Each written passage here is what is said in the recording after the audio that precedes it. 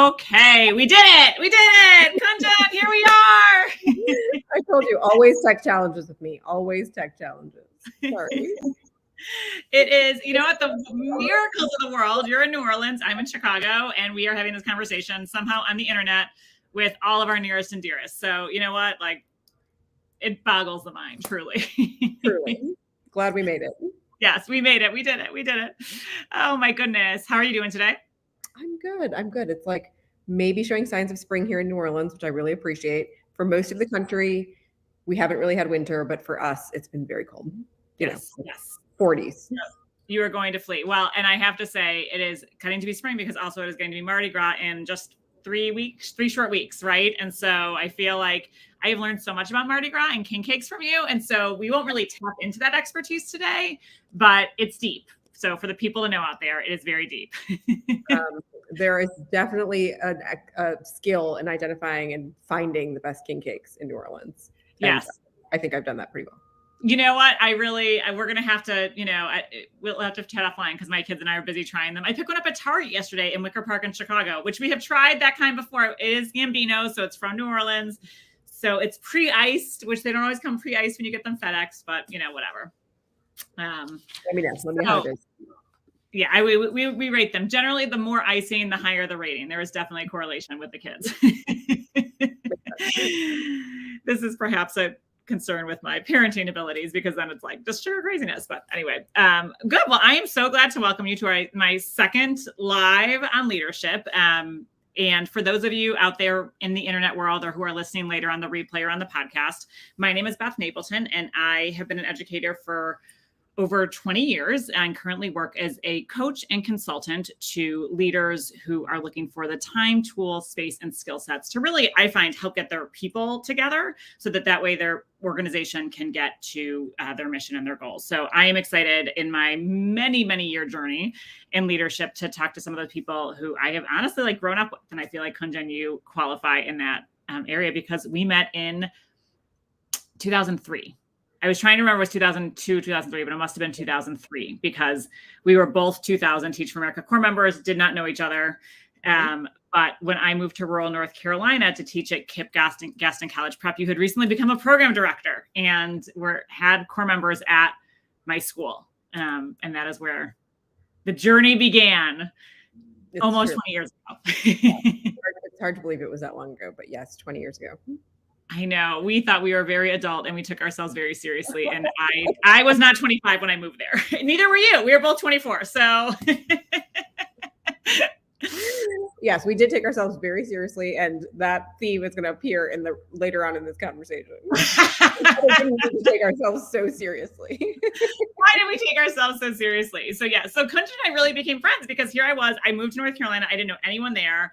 I was teaching at the school that I was super committed to. You had several Corps members there and had taught with one of the people who quickly became my very good friend, Keith Burnham at Githens Middle School in Durham, right? Githens. I have been thinking about this. I'm like, what was Githens? I'm like, it was Githens. I have it. Good memory. Yes, it was Githens Middle School. That's right. And so we just all the good times started there. And I feel like I'd be remiss if I did not mention that I think your first business trip was to my house. I mean, it wasn't to my house. It was to Northampton County. And then you would pack your little suitcase.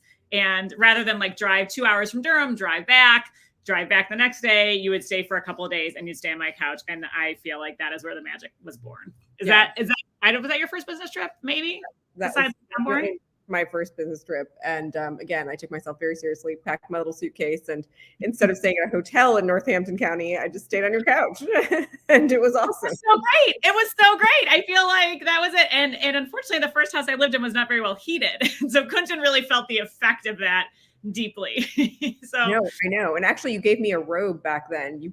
It was like a really warm robe. You were like, this will keep you warm in my house. And I still have it. It still keeps me warm in my house.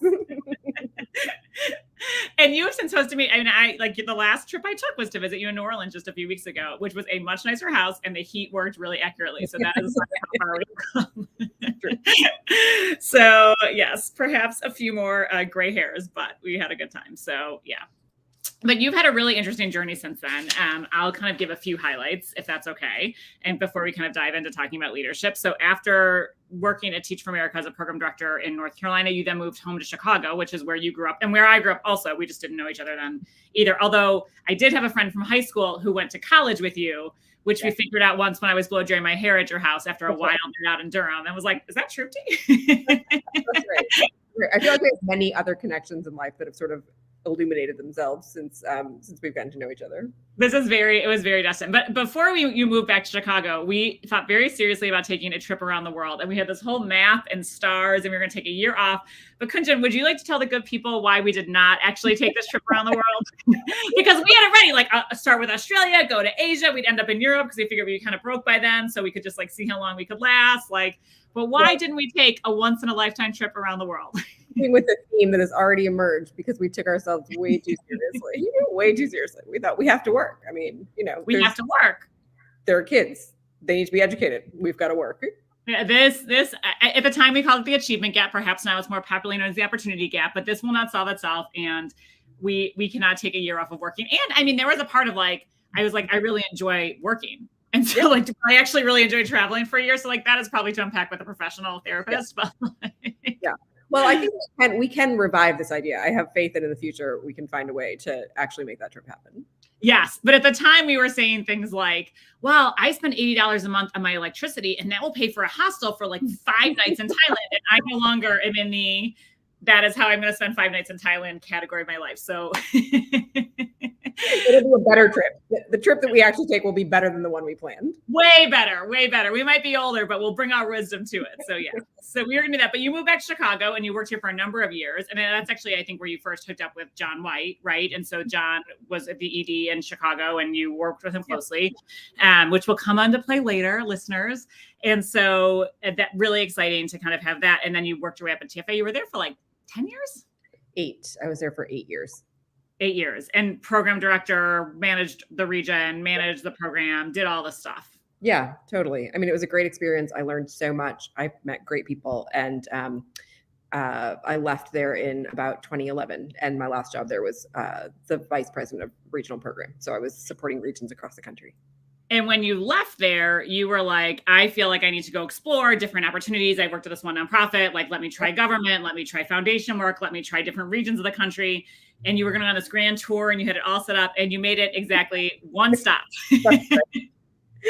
That's right. I had really great ambitions of just sort of exploring education across the country in different kinds of organizations. And ultimately, I just stayed in my first consulting job. And I ended up being there for a long time. Right. Which was amazing. Right. I mean, so that was when you were working, was that when you went to New Orleans or was that already at the Louisiana Department of Education? Yeah, no, I went to New Orleans. I started consulting at the Recovery School District. I had a 3-month project and I was ready to move on to other places after those 3 months. And it turns out that I ended up just staying. I started as the chief of staff at the Recovery School District in New Orleans and went on to be the COO. I went on to be the chief of staff and COO at the Louisiana Department of Ed, and ultimately ran all of school improvement for the state and ran the New Orleans school system for some period of time. And that happened all in the span of about 9 years. And I feel, again, so lucky. I learned a ton. I have great memories. I feel like the work we've done has had an impact that's measurable by outside standards. And we just had a great team that I loved and still work with. Also, I feel like we're going to dive into all these rich experiences, but I feel like it's important for people to understand that we have been very good friends for a long time, right? And every time you're home in Chicago, we see each other, we go out, et cetera. It took me reading my Teach for America One Day magazine when it was quoting Kunjan Narechania, the CEO of the Recovery School District, for me to be like, wait a second. Kunjan, when did you start running the New Orleans Recovery School District? You missed this. You're so modest. It's one of the things that I love about you, makes us such good friends. But I feel like I'm going to really learn a lot about your leadership experience here because you're like, oh yeah, yeah.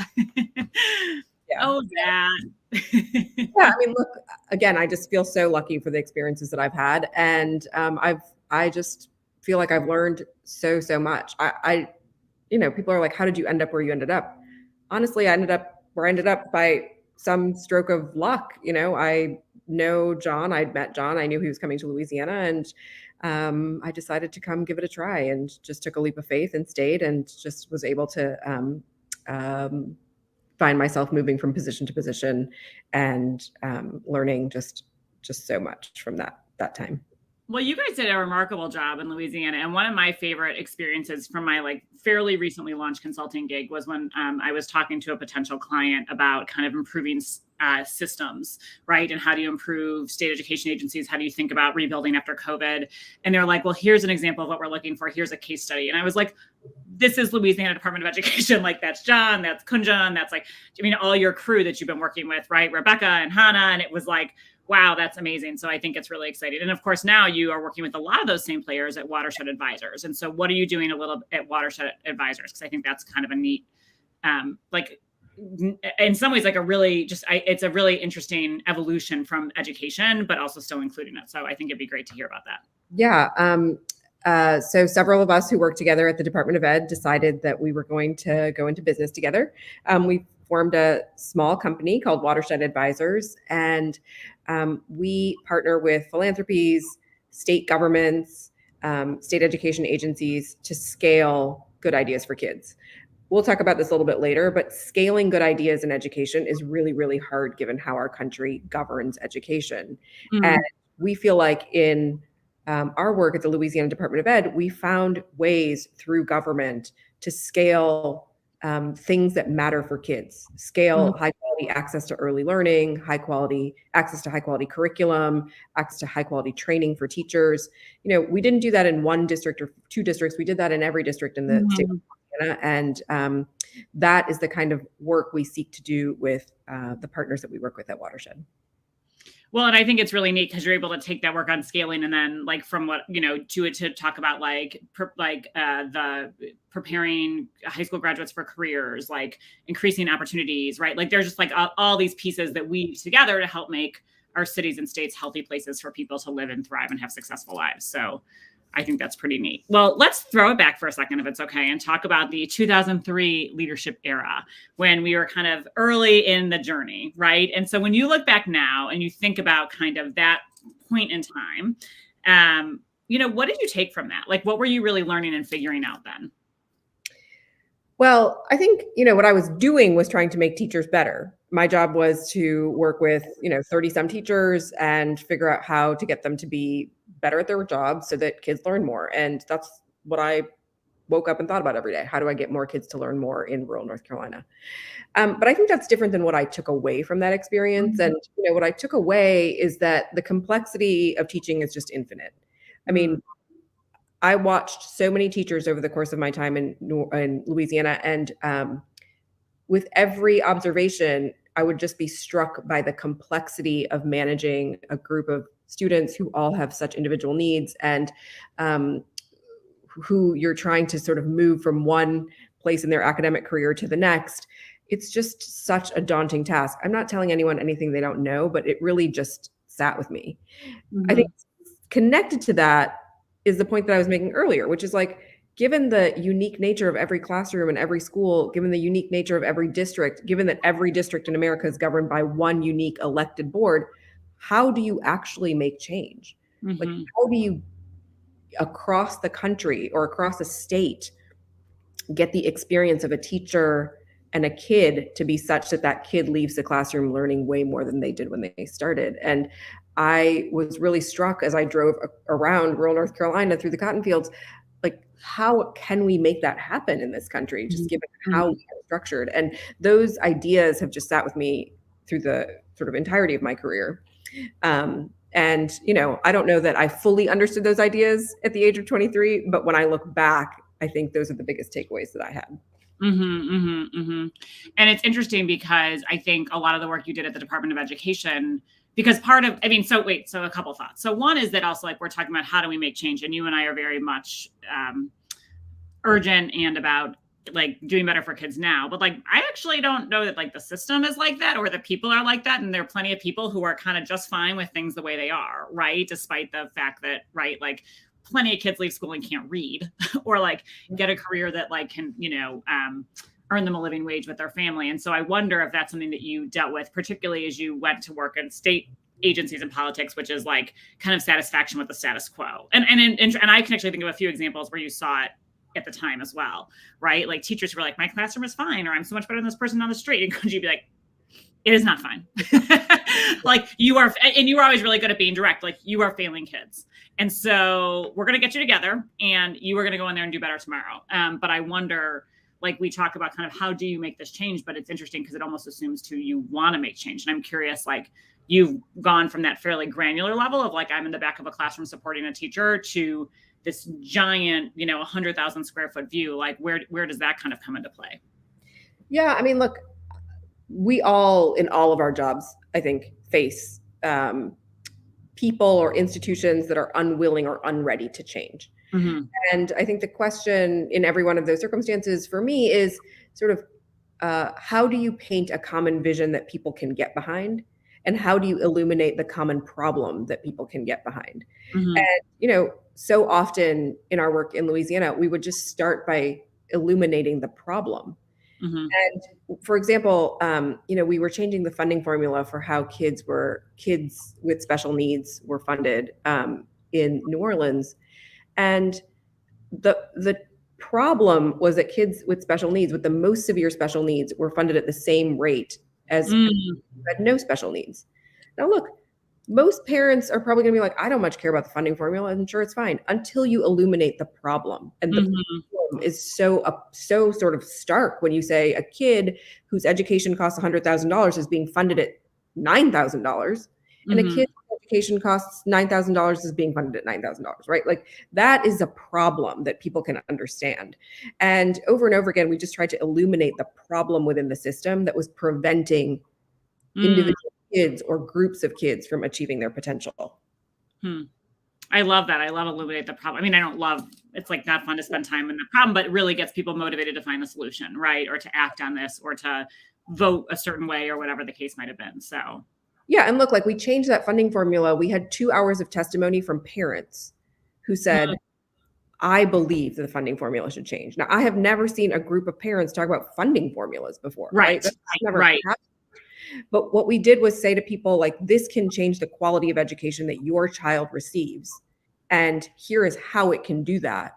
And people showed up in droves to talk about that. Because at the end of the day, parents want better for their kids. And so the system has to respond to what the demands of the parents are. And oftentimes we don't even know, we don't even understand what parents want or sort of what their demands are. So, bottom line is I'm sort of meandering, but like, I think the key around sort of helping people figure out that change is absolutely necessary is to just start by saying, well, let's just talk about what the problem is. Yeah, totally. So what are so I understand the problem. What are some other kind of impactful leadership lessons you've learned along the way? I mean, I think I have many, so many. I've made many. Come on, sister, let's go. Made many mistakes in my time. I think one of the most important things I feel like I've learned is hard problems don't have a right answer. Hard problems are hard. They're just hard.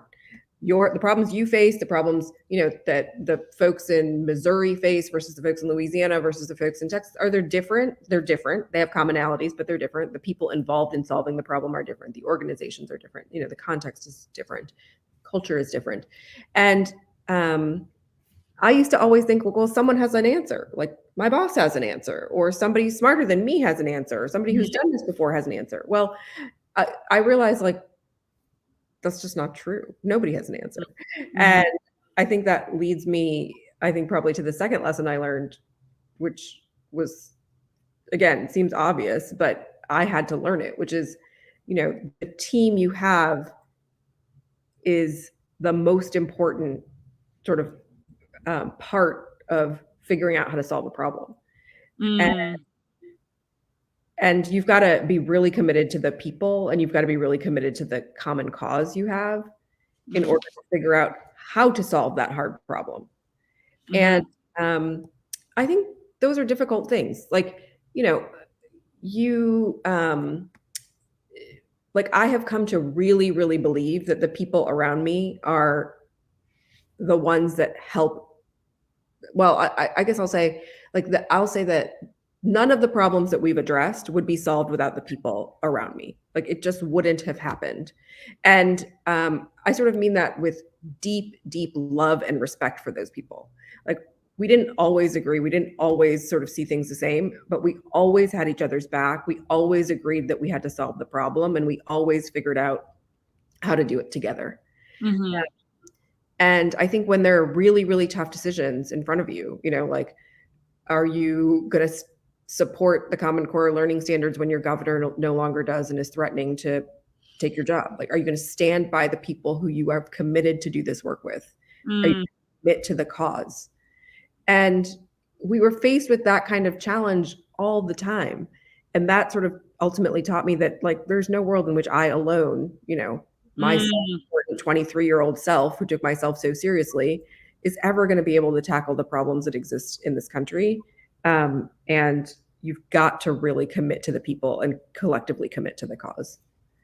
I think those are two big ones. The last one is just a personal one, I think. It's just a lesson that I sort of keep with me just in my daily life.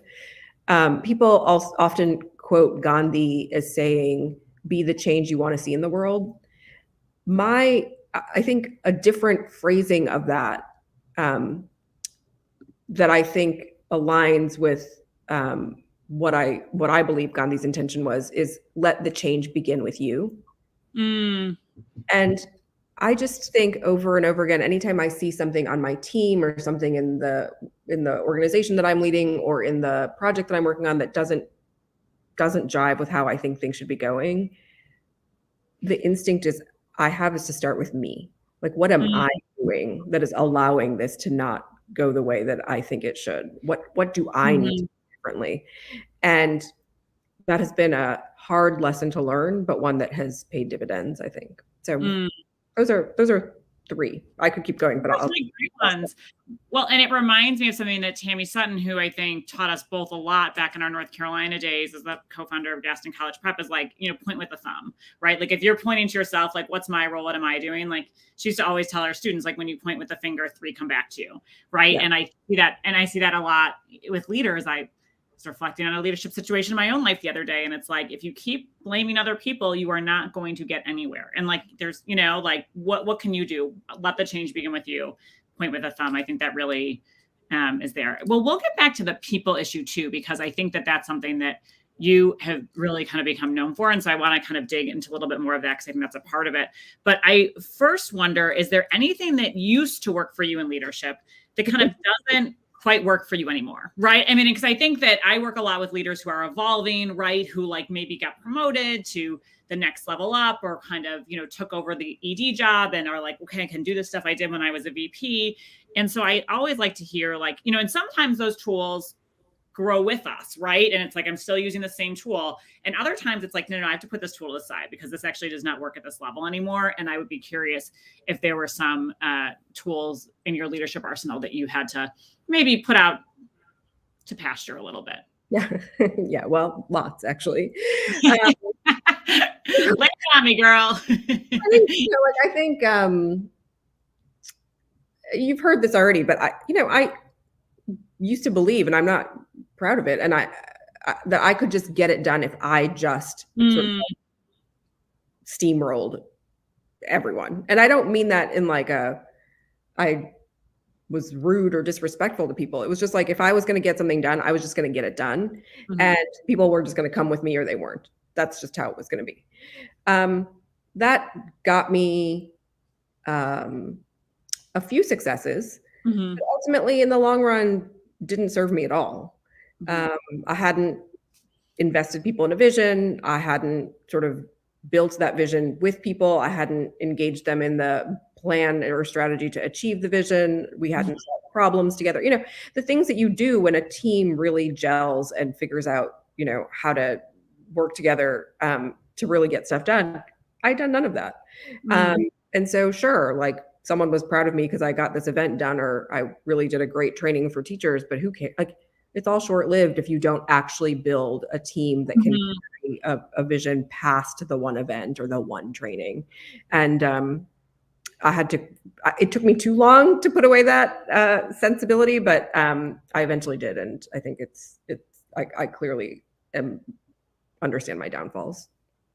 Well, it's interesting because I think that in some ways, I wonder if that's also part of the curve going from someone who is an individual contributor, you're in charge of your classroom or your core members, to being a leader and a manager of others, right? And so it's different when you have to get a team of program directors to execute a great event. Like when it was just you and the team, but you really do have to. And I think honestly, the point you're mentioning is often a pain point for people, right? Like if I just work harder, if I just do this, but it's like, it becomes a Sisyphean feat. And it is learning that different skill set of painting the picture, the vision, investing people, hearing out their concerns, right? Like incorporating their ideas, right? But also supporting people through it. So I think I don't think you're alone in that.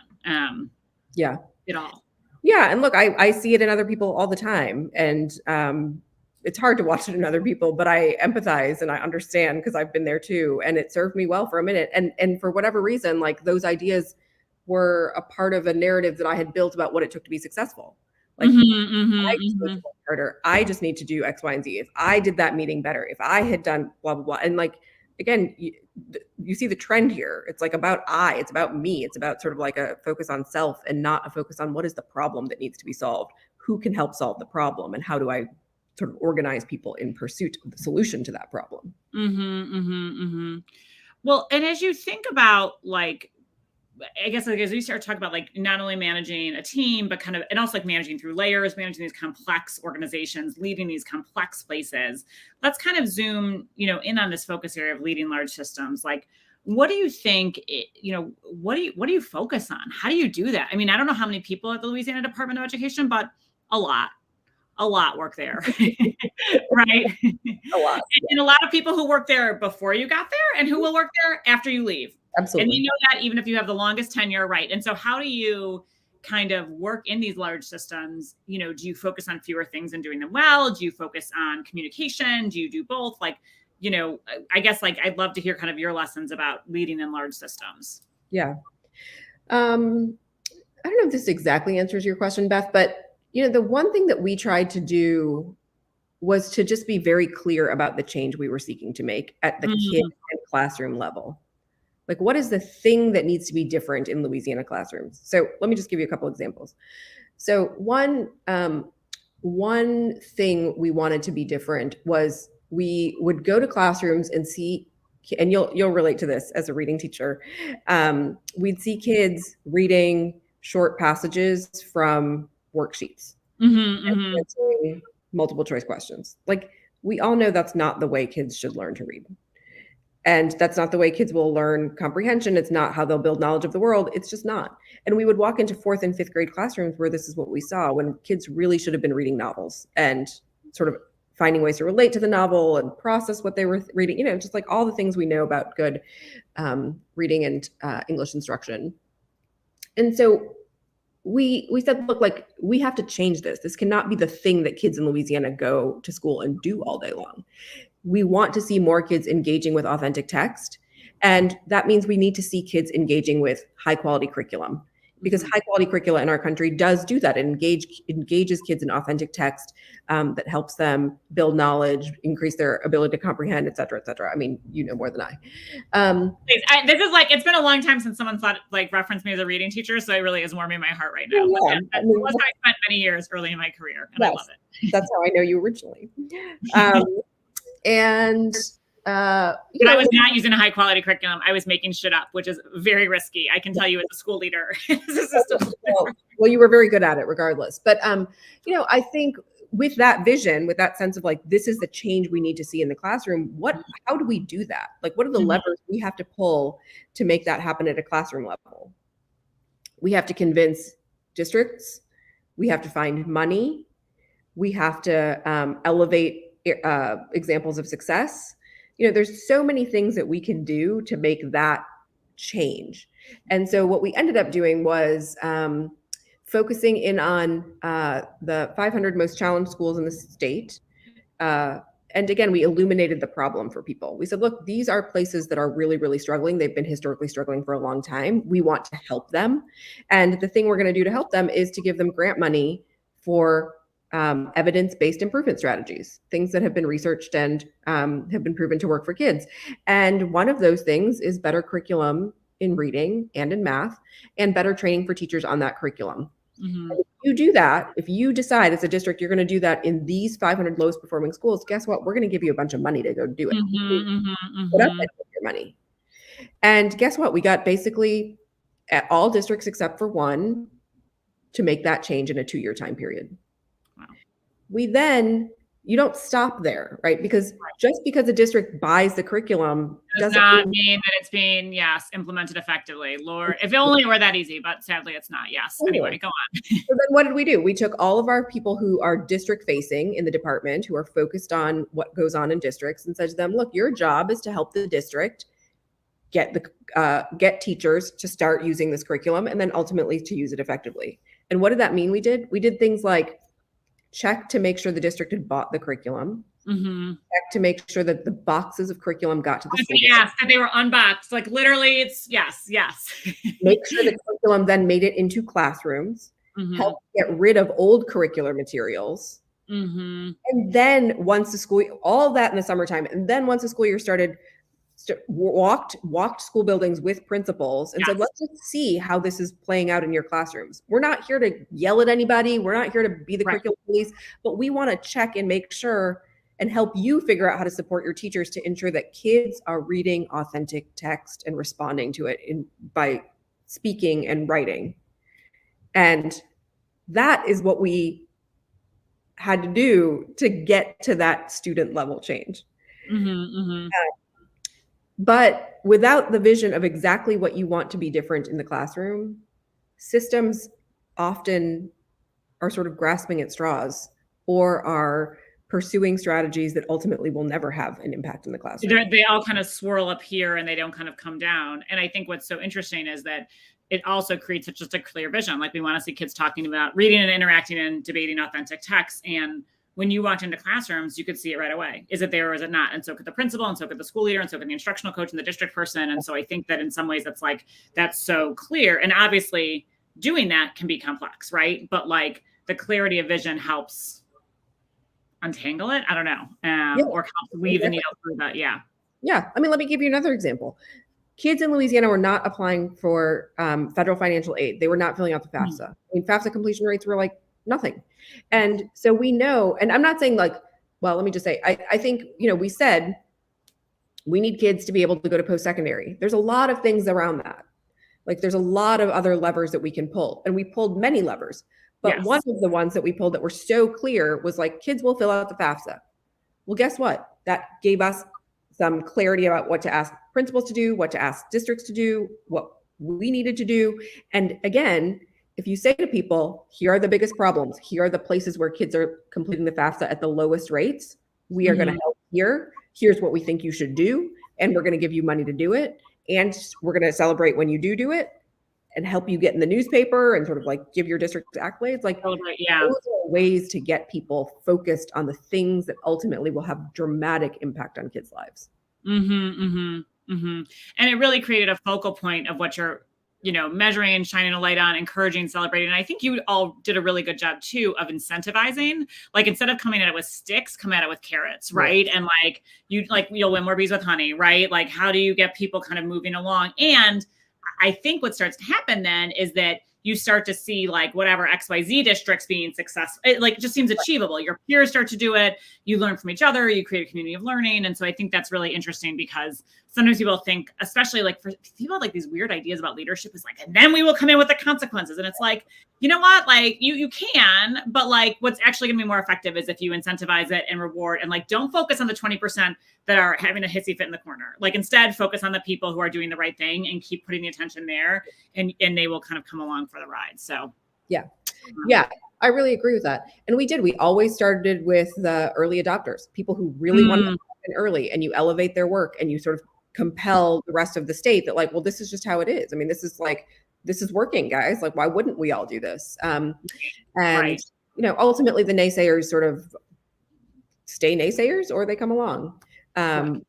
But you've got to sort of build people's clarity, build early momentum, and then reward good performance and good behavior. Totally.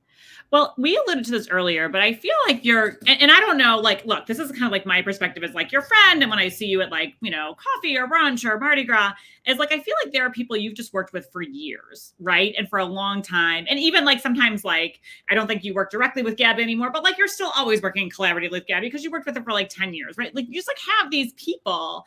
And so you talked about that and talked about the importance of working in a team and having each other's back and being kind of committed to this cause. But I, love to hear just like a little bit more, because I think there are probably people listening thinking like, oh my God, I want that. Like, how do I build that? And I am sure you have some ideas that would be really helpful to share. Yeah, I don't know about that. I feel like I've just found great people. I've just found great people along the way. And, my mentor and sort of like work colleague, John, who you mentioned earlier, John White, we've worked together for a long time on and off. I consider him to be just a really great mentor and partner in work. And I felt very lucky to have been able to work with him.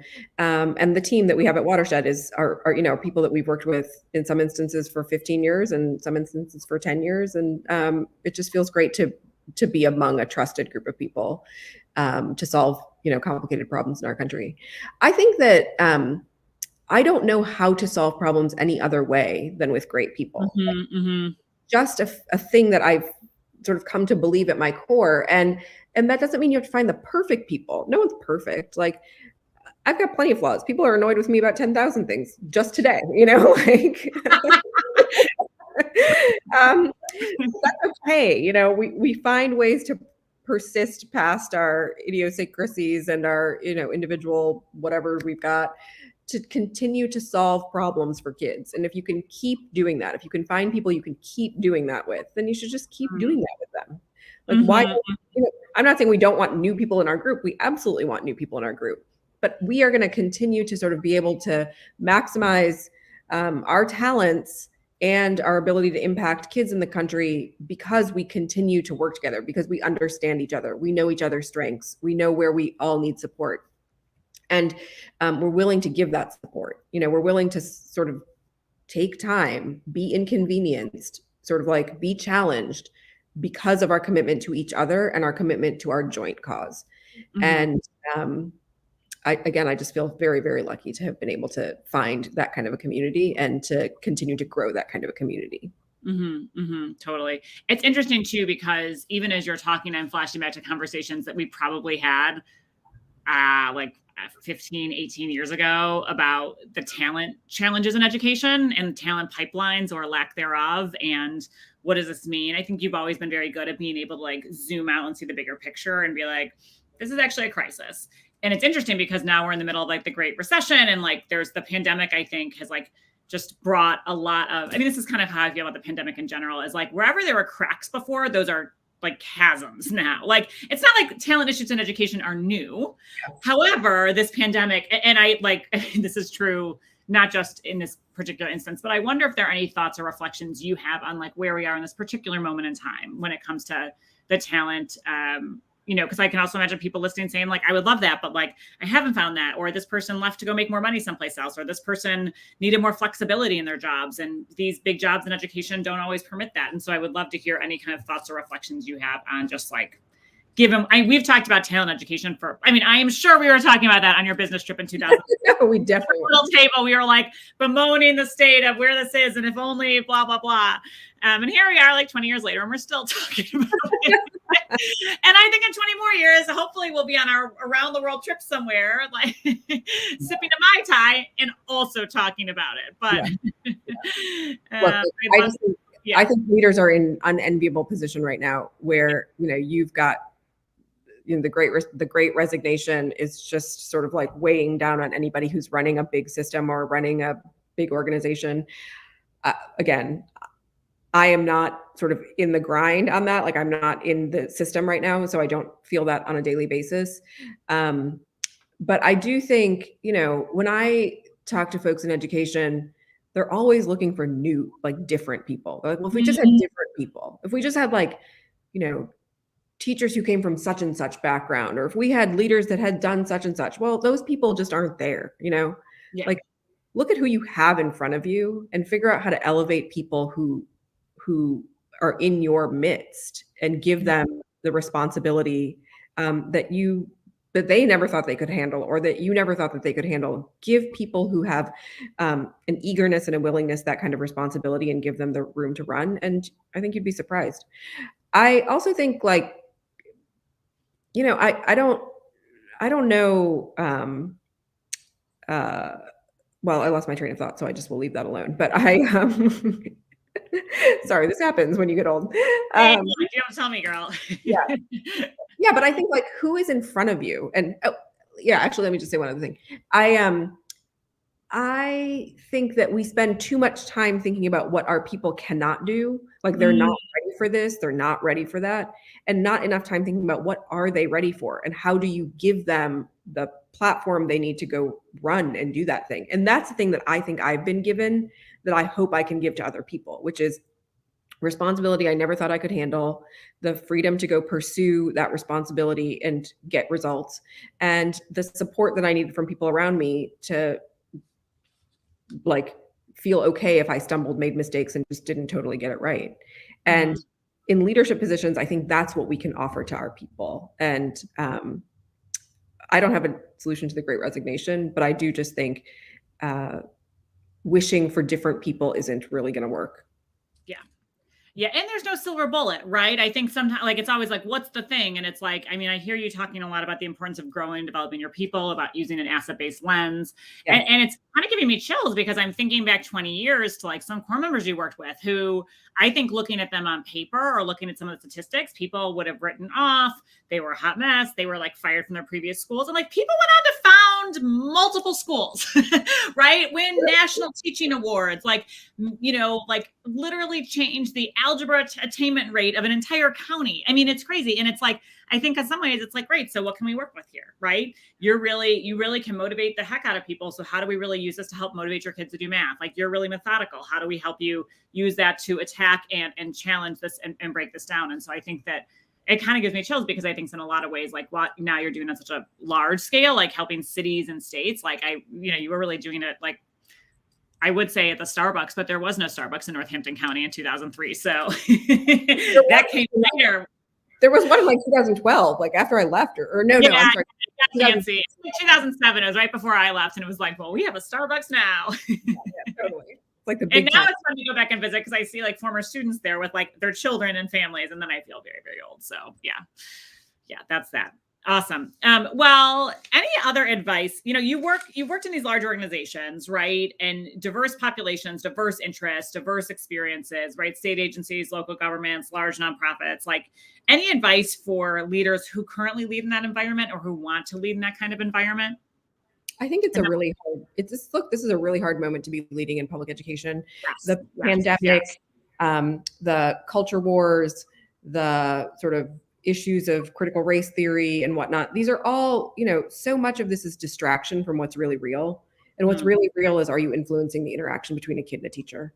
And are you helping set that kid up for their next step after they leave high school? Like, those are real problems. And right now our politics are distracting and are really preventing education leaders from focusing on the things that matter most. So more than anything, I would say, find ways to focus on the things that really materially matter to children. Are they reading authentic text and writing and debating? Are they doing math problems that are complicated and being asked to sort of explain the rationale for how they solved it?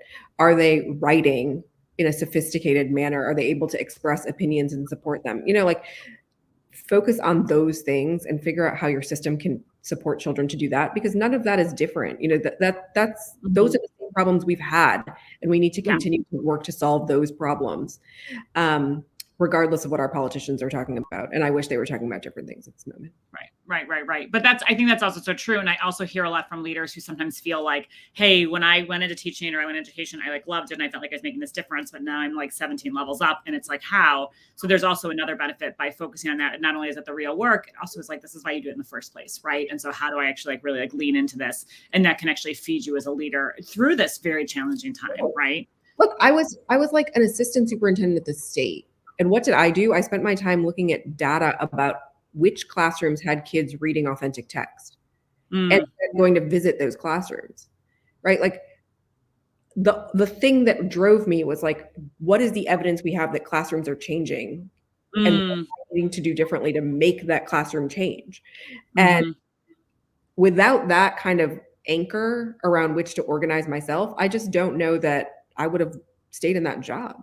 Right. Because I feel like there's probably a lot of things you could do as the assistant superintendent for school improvement that are just feel like bureaucracy laden or challenging, or you're spending your time thinking about like schools that aren't really doing such a great job with kids right now. And that's really disheartening. And so how do you kind of find your light and chase it and spend your time on it and use that to kind of drive you? And build a strategy around it. Like, I mean, what else is school improvement other than figuring out how kids can learn more? You know, it is sort of like getting very, very clear on what is the problem your job is trying to solve. What is the problem you are trying to solve in your job that is motivating to you? And that and you sort of hear this in how I talk. I think about problems and I think about how to solve them. That is what drives me. Yes. And defining that problem at a kid level is the thing that helps me stay focused. Totally. You also are very good at solving problems like, where's the best place for us to eat dinner tonight? And sometimes I get it right. Sometimes I don't. You get the food right a whole lot, my friend. Among also helping kids learn to read and write. All right. So let's start to move into our lightning round, which is just where asking different leaders for recommendations that they may have. So I would love to hear a book that's meant a lot to you professionally that you'd recommend. Yeah. I don't know that it means a lot to me, but it's a helpful book. It has helped me. It's called The 1 Minute Manager. Oh, yes. I love The 1 Minute Manager. Yes. Great. I think it's great. It's very clarifying. It helps me understand sort of like, how do I need to manage individuals and groups? It's been great. I recommend it to people all the time. Yes. And it's great. It's like an easy read. It's a little bit goofy in its tone, but it gets the point across. And there's like a bajillion versions of it, right? Yeah. The 1 minute manager on the road, the 1 minute manager in the office, right? I'm sure there's like a 1 minute manager in a pandemic now, but yeah, it's a good one. I feel like it's people always ask like, how do I be a better manager? I'm like, I don't know. Don't read all the complicated books, but here's one that's pretty simple and direct. And yes, totally. I think that's really good. Excellent. Is there another resource that's been impactful for you, like a newsletter, podcast, websites? There's I've been talking a lot about systems and how systems work and sort of what the focus of systems needs to be. There's a guy, Mark Tucker. He is the founder of the National Center for Education and the Economy. And he's an economist. And he writes every so often, he has a blog, he writes every so often about why systems work and why they don't work and comparing the American education system to other countries. I just find his writing to have really resonated with us and how we governed in Louisiana. And I believe that what he has written has sort of inspired how we worked as well. So anyway, I like reading Mark Tucker whenever he writes. Excellent. Oh, I'm excited to check that out. I don't really read many economists, so as a reading teacher, as a former reading teacher, it's always good, right, to think about that. How about some mentors that you know personally who've been a lot to you? You mentioned John earlier. I would imagine he's fun. You guys worked together for a long time. Yeah. I mean, look, I think all of my friends are in some ways mentors to me. I would consider you a mentor. I think I seek advice from you and am inspired by the work that you do to help individual people sort of realize their potential. I think that, I have a colleague named Shalini who is the CEO of a math curriculum company called Zern. I consider her to be a mentor. I think she's extremely savvy and has strengths that I don't have and understands the world in different ways. And she's been a really good guide to me along the way as well. So that's awesome. Yeah. I think also it's so interesting that you mentioned like sometimes our mentors are so different than us and we can learn from those differences and from those similarities and apply them and sometimes see ourselves in them. And then, my strong feelings about Bruce Springsteen and how much I learn from him every time I go to see a concert. It's basically like a leadership lesson waiting to happen. So I consider him a mentor from afar and that I don't personally know him yet. Do you have any mentors from afar that have kind of helped shape your understanding of leadership or that you look to as a model as you go about your journey? Yeah. I don't think mine is as like fun as yours. I mean, maybe she's fun. I don't really know. I don't know her, but we've not been to a Springsteen concert together, which we should definitely put on our list. Definitely. It is a lot of late 60-year-old white dudes. So it sounds cooler than it is. That's hilarious. Well, ever since I heard of this woman named Indra Nui. Oh, the Pepsi CEO, right? She's the CEO of PepsiCo. She's since left, but as an immigrant to this country, I think you don't see people like you in positions of leadership, and she was the first person who I encountered that was someone who looked like me in a major leadership role that was recognizable in our country. And I have always just been very grateful to her for her leadership, and so humbled by her representation in our American leadership in America. And so yeah, she's written a book. I'm about to read it. It's gonna be great. All right, so Kunjan, this is where it's like so clear that we're friends, because I'm like, let me just tell you something I wouldn't say unless you're really friends in real life, which is, and I truly mean this sincerely, so that I'm sure that's great, and she has really been an interesting example and CEO. But also, have you read Mindy Kaling's books? Because she is another Indian immigrant woman, and I think actually her parents may have been immigrants and she was born here. But she has this new series out for Amazon Prime Reading that's like short. They're like 20 pages each, and they're so great. Right. There's one on Hinduism. There's one on, I feel like, dating. There's one. They're just random, and they're short reads. So anyway, a little funnier. Yeah, I'll check it out. I also like her TV shows. She's lovely. Her TV shows are fantastic. Yes, exactly. So this is the kind of thing that we like normally spend time talking about. Like, we have never, ever in our 20 years talked about any economists. I can say that with clarity. But like, we've not. I believe we have talked about Never Have I Ever, Mindy Kaling's show before. We have. And I find it to be such so endearing. I love that show. I love it. And then you're like so sad when it ends. You're like, but when's the next season coming out? So true. Is it because I identify with that awkward teenage girl? 100%. 100%. I am 43 years old and I identify with her. Okay. And then last one, what is something you are loving in your life right now? So it can be just anything, but like, I feel like we always have things that like kind of just like delight us. And then during the pandemic, especially, we've leaned in. What is something that you're loving right now? Yeah. I don't know if you know this about me either, Beth, but when I was in college, I used to salsa dance. And I did a little bit of salsa in my early 20s. You forget our night out at the Green Dolphin in Chicago, circa 2007. Right. When we went salsa dancing, because it was like one of 3 times in my life I've salsa danced, so that's why I remember. It's so funny. Well, I've started again. It's been a long time, and it's really fun. I really love it. Oh, that's so great! I'm so excited for you. Thanks. Oh, yay! Yeah. Excellent. All right. Well, anything you want to say? I'm going to put up the website for Watershed Advisors, which I hope I got right here. Anything you want to say about the work you guys are doing before we wrap up? Yeah, look, I think we are just working with government, the state governments, we're working with governor's offices, SEAs, philanthropies, and we're working on a wide range of issues that impact kids from birth all the way to 22. So we're thinking about issues of early care. We're thinking about issues of K-12 instruction, about transitions to post-secondary, and we're thinking about the very sort of nerdy thing that I love, which is how do you use federal finance to drive real change in systems? I mean, right? So yeah. And I really, again, it's the kind of thinking and work I got to do at the department, but now we're getting to do it with lots of different people, and I just really love it. So thanks for letting me talk about it. Yeah, no, check it out. People should check it out because it's super interesting. And I think that you guys work on so many different types of issues that all ultimately help people live happier, more fulfilling lives. And so I think that it's kind of exciting and interesting to approach it from a variety of angles. We do talk about this kind of stuff a lot, even if not economists over dinner. Well, and I would say that, if you were listening today or catching the replay and, you kind of enjoyed this banter or these kind of leadership lessons, you should definitely sign up for my newsletter, which is on my Facebook page, my LinkedIn page, and on my website, which is bethnapleton.com.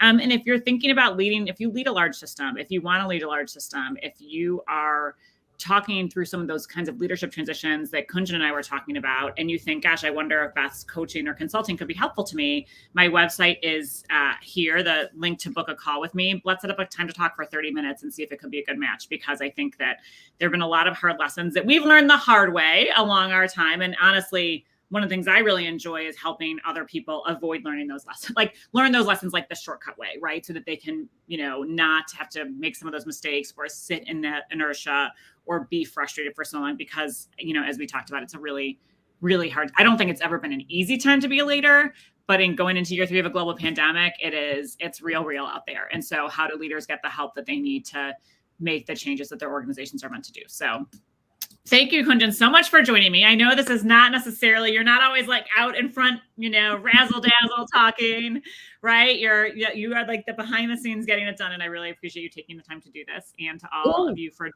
in and watching. Yeah, no, thanks for including me. It's been awesome. Good to see you, Beth. It's always a pleasure. We didn't even get to talk about plants, so you'll leave that for the next time, because I have something practical to share with you. Kunjan's been a plant mentor for me.